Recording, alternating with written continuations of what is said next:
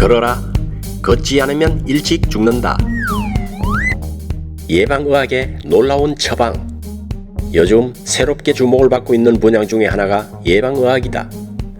질병이나 증상을 미리 예방하는 여러가지 방법 중에서 걷기는 특별한 장비 없이도 할 수 있는 가장 안전한 유산소 운동이다. 우리에게 가장 좋은 운동은 조깅이 아닌 바로 걷기이다. 인간은 신체 생리학적으로 걷게 되어 있다. 걷기는 완벽한 운동이며 특히 초보자에게는 가장 안전한 운동 방법 중에 하나로 달리거나 다른 과격한 운동처럼 무릎에 부담을 주지 않으며 부작용도 거의 없다.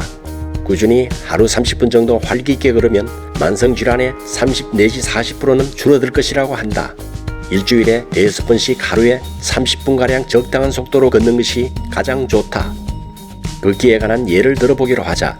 40대 남자 한 사람은 잘 단련된 운동선수같이 매일 격심한 운동을 하는 운동광이며 또 다른 한 사람은 군사를 붙었지만 하루 3km가량을 매주 4번 걷거나 조깅하는 경우 누가 더 오래 살 것인가?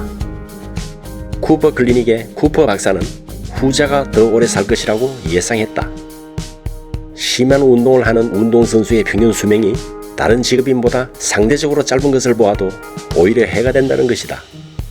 운동량이 지나치면 유해산소가 훨씬 많아져 면역 기능이 떨어지고 노화와 질병의 길로 들어선다고 한다. 걷기는 경쾌하면서도 약간 빠르게 각자의 수준에 따라 그 속도를 조절하고 상체를 똑바로 펴고 바른 자세로 서서 몸에 힘을 뺀 자세로 시선은 전방 10 내지 15m를 바라보며 팔은 90도 정도 구부리며 움직임은 크게 하고 발 뒤꿈치부터 땅에 닿게 하여 미는 듯이 발 앞부분으로 지면을 차 발 뒤꿈치, 발 중앙, 앞꿈치의 순으로 앞으로 내딛는 동작을 반복한다. 빠른 걷기, 분속 약 90m의 건강 속도. 보통 때보다 조금 빨리 걷는 방법으로 속도는 1분에 90m로 보폭을 크게 한 전신 운동이므로 건강 경진에 가장 적당한 보행법이다. 가장 빠른 걷기, 분속 약 110m의 빠른 걷기. 가능한 빨리 걷는 방법으로 스피드는 1분에 약 110m. 걷기가 한계 속도이며 에너지 소비 효율이 높고 운동 강도도 강하다. 이 속도를 넘으면 오히려 천천히 뛰는 것이 편안한 보행법이 된다. 꾸준히 걸으면 인체에 어떤 건강 효과가 있을까? 걷기가 심장혈관 질환, 체중 조절 관리, 당뇨, 골다공증, 관절염, 우울증, 암 등 여러가지 질병과 증상을 예방하고 치료할 수 있다. 과학적으로 수명에 대한 유전자를 통해서 밝힌 인간의 최대 수명은 120세라고 한다. 우리에게 주어진 수명을 다 하느냐 못하느냐는 환경, 질병, 생활습관 등이 영향을 끼치는데 규칙적으로 적절하게 걷고 부지런히 몸을 움직여주는 것이 각종 질병으로부터 생명을 연장시키는 어떤 역할을 하는지 알아보자. 하나, 심장질환. 일주일에 5일간 하루 30분 이상 걷는다면 심장마비를 일으킬 확률은 반으로 줄여준다. 움직이지 않는다는 것은 그 자체로도 위험하며 고혈압이 있거나 콜레스테롤 수치가 높은 상태에서 무려 하루 20개의 담배를 핀 것과 같은 정도로 심장에 부담을 준다고 한다. 의사로부터 심장 건강을 위해 운동량을 늘리라는 충고를 받았거나 심장질환의 회복기에 있는 사람에게는 걷기가 최고의 운동이다.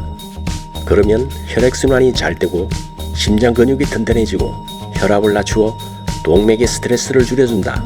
좋은 콜레스테롤 수치를 높여주고 혈액의 점도를 낮추어 불필요한 응혈을 줄여준다. 둘, 당뇨. 하루 30분씩 활기차게 걸으면 당뇨를 예방할 수 있다고 한다. 특히 걷기는 과체중과 당의 신진대사 이상으로 발생할 수 있는 당뇨에 매우 좋다. 당뇨는 자신과의 싸움이므로 운동을 꾸준히 하고 식이요법을 병행함으로 혈당을 조절하고 합병증을 예방할 수 있다. 셋, 관절염. 걷기는 관절의 통증과 뻣뻣함을 완화시킬 수 있는 이상적인 운동이다. 골관절염은 관절 주변의 연골 조직이 닳을 때 생긴다. 규칙적인 운동을 통해 관절 주변의 근육이 단련되고 안정되면 관절의 움직임이 줄어들게 되어 골관절염의 진행을 막을 수 있다. 걷기는 관절 주변의 근육을 강화시켜 통증을 완화시켜주며 가볍게 엿기를 드는 것도 관절염에 도움이 된다. 관절이 회복할 시간을 갖도록 하루 건너식 운동하는 것이 도움이 될 수 있다. 넷. 유연성. 걷는 한 걸음 한 걸음은 몸의 근육을 스트레칭해주며 유연성을 길러준다. 걷기는 다리와 발의 근육을 가장 많이 사용하지만 팔을 흔들며 걷는다면 상체의 유연성도 함께 길러지며 유형별로 특정한 부위의 근육을 단련시킬 수 있다. 5. 요통치료. 요통으로 고생하는 사람들 중 일부는 걷기를 하면 정상이 더 악화될 것이라고 생각하여 걷기를 꺼려하지만 사실은 그 반대이다. 걷기는 자세를 개선하고 요통을 완화해주며 과도한 부담 없이 등 근육을 단련시켜주기 때문에 몸을 반듯하게 하고 길게 편 자세로 걷는 것이 가장 좋다. 6. 우울증. 잠깐 한 바퀴를 돌면 기분 전환에 도움이 되고 일정한 걷기 프로그램은 우울증에 상당한 효과가 있다. 심한 우울증에는 항우울제가 단기적으로 효과가 있다. 그러나 항우울제를 복용하지 않고 10개월 동안 꾸준히 걸은 우울증 환자는 운동을 하지 않고 항우울제만 복용한 환자보다 병세가 빨리 호전되었다는 연구 결과가 있다. 7. 체중 조절. 일주일에 5일 이상 하루에 30분씩 걸을 경우 200칼로리가 연소되며 신진대사작용이 촉진되어 체중 관리에 큰 도움이 된다. 염두에 둘 것은 체지방은 운동을 시작하자마자 즉시 연소되는 것이 아니라 활동을 시작한 지 30분이 지난 뒤부터야 비로소 연소되기 시작하므로 단시간 내에 격렬한 운동보다는 매일 꾸준히 걸으며 몇 분의 언덕오르기를 더해준다면 한 달에 2kg은 감량할 수 있다. 주로 앉아서 하는 일에만 익숙해져 있던 몸이 어느 날 갑자기 격한 운동을 하게 된다면 지방세포로부터 에너지를 뽑아쓰지 않고 혈당에 있는 비상에너지를 급히 뽑아쓰게 된다. 이 에너지는 빨리 복구되어야 하기 때문에 심한 운동 후에는 열량이 높은 간식거리를 찾게 되는 것이다. 그러나 규칙적인 걷기는 급격한 에너지가 소모되지 않기 때문에 지방세포로부터 에너지를 추출하는 효소의 원동력이 높아지며 에너지 공급도 원활해지고 간식에 대한 생각도 줄어든다. 8. 골다공증. 3명의 여성 중 1명 그리고 12명의 남자 중 1명이 골다공증이나 파쇄골, 즉 손목, 척추, 골반 등이 고통스럽게 부서지는 병에 걸린다. 걷기는 근육을 강화시킬 뿐만 아니라 뼈도 형성하게 되며 20대에 규칙적으로 운동을 하면서 적당히 칼슘을 섭취한 여성은 70대에 골다공증에 걸릴 가능성이 30% 이상 낮아진다. 걷기를 꾸준히 하면 유연성이 좋아지고 등 근육이 단련되어 척추의 파손율을 줄이고 자세가 바로 잡히고 등이 굽어지는 확률도 줄어들게 되는 것이다. 9. 뇌졸중.